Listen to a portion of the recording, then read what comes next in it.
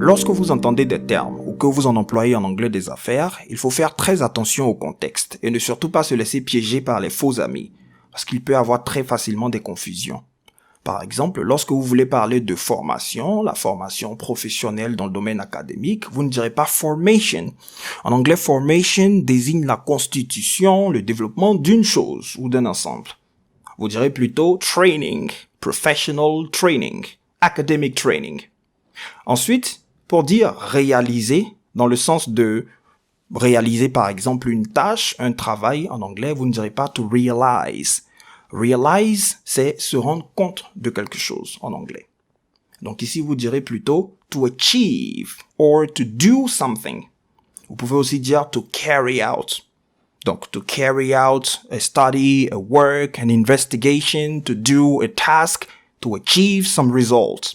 Attention, another common misconception. To achieve ne signifie pas achever. Donc, lorsque vous voulez dire achever un travail, vous allez dire to complete or to finish a work. Ensuite, lorsque vous voulez parler du fait d'assister, assister dans le sens de prendre part à une réunion, à un événement, vous ne direz pas to assist. Assist, c'est dans le sens d'aider. Donc, aider une personne, apporter de l'aide, par exemple, dans le cadre d'une tâche, d'un travail, vous direz to assist. Mais assister à une réunion, ça sera to attend a meeting, or to take part, or to participate in a meeting. Il ne faut pas non plus confondre ancien et ancient. Ce terme qui signifie ancien d'âge, de durée. Si vous voulez dire par exemple l'ancien directeur, vous direz the former manager. Et si vous voulez dire le précédent, vous direz the previous ou plus ou moins recent dans certains cas. Il ne faut pas non plus confondre benefit, qui ne signifie pas le bénéfice dans le cadre des ventes. Dans le domaine des ventes, vous direz plutôt the profit. Donc on dira to make profit. The profit of a company. Donc, profit is related to sales et benefit, c'est dans les autres contextes. Donc, bénéfice, avantage. Il y a aussi le mot commend. Donc, commend as a verb and as a noun. Donc, lorsque vous l'utilisez comme un verbe, c'est dans le sens de donner des ordres.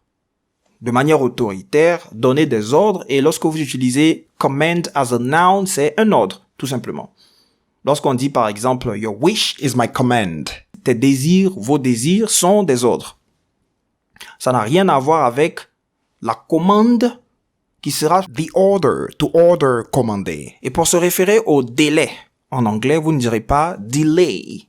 To delay, c'est retarder. Quand vous utilisez delay as a noun, ça veut dire le retard. Vous direz plutôt time limit ou deadline pour dire un délai en anglais. For instance, you can submit a work by the deadline. Il ne faut pas non plus confondre location et la location d'un bien. En anglais, dans ce contexte, on dira renting, to rent something. Donc, to rent a house, a building, a car, or whatever. Location en anglais, c'est l'adresse, la situation géographique. The penultimate one here is a tentative. Ce qui n'a rien à voir avec une tentative. Lorsque vous dites a tentative en anglais, vous vous référez à quelque chose de provisoire. Par exemple, on parlera de tentative conclusion. Mais si vous voulez dire une tentative en anglais, vous direz an attempt. Okay? This was our last attempt to bring our sales back to life. Now, last but not least, lorsque vous voulez parler de confection, plus précisément dans le domaine vestimentaire, de la mode, vous ne direz pas confection, mais si on parlera plutôt de clothing industry. Voici des exemples d'éléments que vous aurez complètement cernés au terme de la formation en expression orale anglaise que je dispense en ligne. Je suis Coach Mike ESL, formateur certifié spécialisé en techniques d'expression orale en anglais général et business English. Bye for now.